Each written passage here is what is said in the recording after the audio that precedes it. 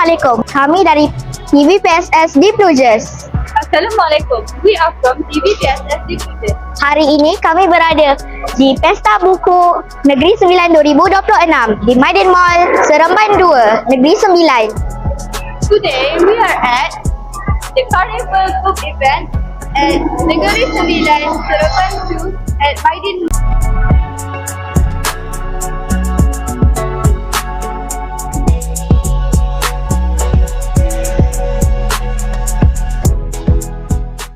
Aktiviti pada 25 Jun 2026 ialah The activities on 25 June 2026 is pertandingan perbilangan adat perpatih, competition adat Pate, pop quiz Terwajah Ni Sembilan, pop quiz Terwajah Ni Sembilan, pertandingan dai cilik, competition Dai Cilik, art of color, art of color, dan pada malam nanti kita akan mengadakan alunan kasidah. and at night we are having recite kasidah. Kuala pilah tajak keromban, batu kikir jambatan bosi. Terima kasih atas jemputan. Semoga tuan rumah diberkati ilahi. Berapa lamakah abang berlatih untuk memasuki pertandingan ini? Kami berlatih selama 2 minggu di kelas terkait atau bersama dengan bantuan cikgu-cikgu dan MSC kami juga kami mencuba untuk membaikkan ini. Apakah perasaan abang untuk menunggu keputusan esok? Wah, kami berasa sangat gembira untuk menentukan kita esok dan kami berharap kami akan dapatkan tempat pertama lah kalau boleh lah. Apakah perasaan abang?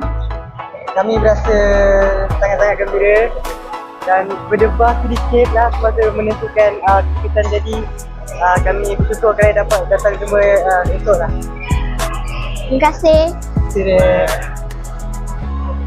Terdapat pelbagai penerbit dan penjual buku yang telah mengambil bahagian semasa pesta buku ini berlangsung.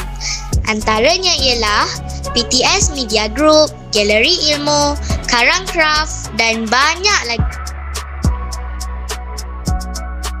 Various agencies participated in the exhibition at this book fair, including the Dewan Bahasa dan Pustaka, the Lembaga Museum Negeri Sembilan, the Perbadanan Perpustakaan Awam Negeri Sembilan, and many others.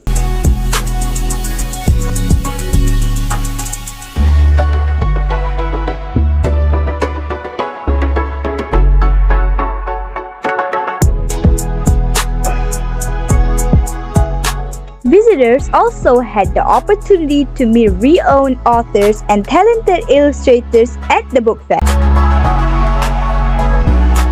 Sekian daripada kami TVPSS di Plujes.